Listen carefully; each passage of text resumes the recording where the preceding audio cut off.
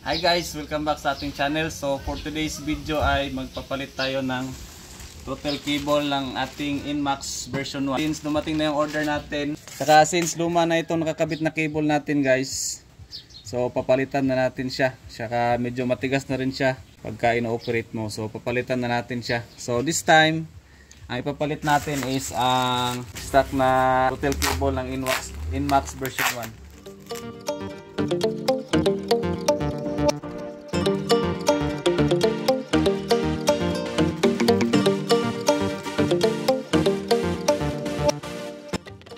Yung standard na handlebar is hindi naked guys, so meron pa siyang cover dito. So kung standard yung Inmax nyo, so tatanggalin nyo pa yung mga cover dito para ma-access nyo yung total cable. Since wala nang cover guys, so tatanggalin ko na itong ating total cable.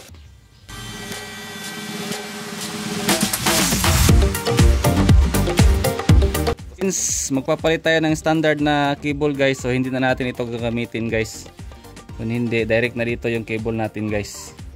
So dito na yung cable natin kakabit. So one of the reasons na magpapalit tayo ng cable guys, kasi medyo malapit na siyang maputol guys. Ayan. Buksan naman natin itong cover dito sa side para ma-access natin yung cable doon sa ating throttle body guys.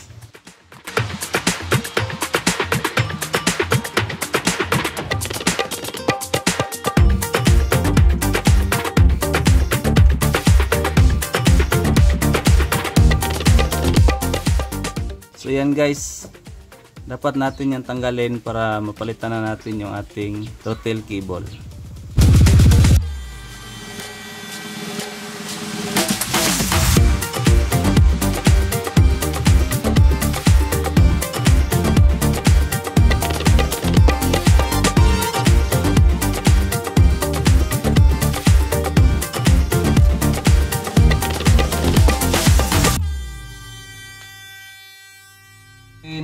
Tapos na natin siyang tanggalin doon sa baba, so pwede na natin siyang hugutin pataas. Pasok na natin itong bago guys. So mas maganda pa rin kung idaan natin siya dito sa ating yung daanan.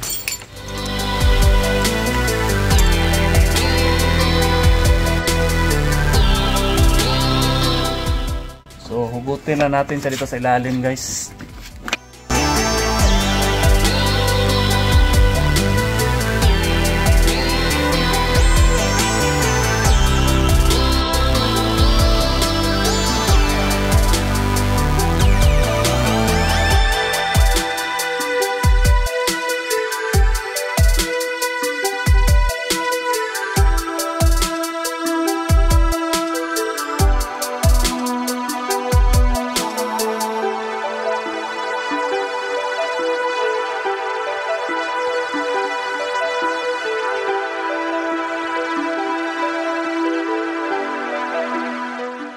Since tapos na tayo dito sa baba guys, so ibalik na natin itong kanyang side cover.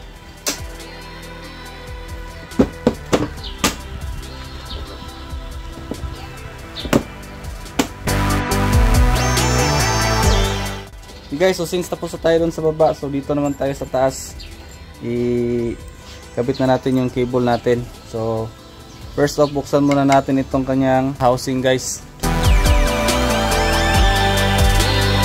para magiging ganito na yung, dito yan siya guys, ganyan na yung position nya, dito na yan siya. Ayan. So ito yung pole natin guys, at saka ito yung return. Ayan, pasok na natin guys.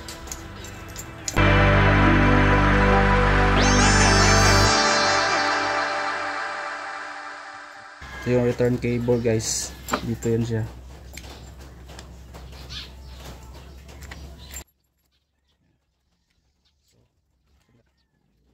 Baliktad pala ito guys. So ito, dito yan siya. Yan. Tapos itong isa sa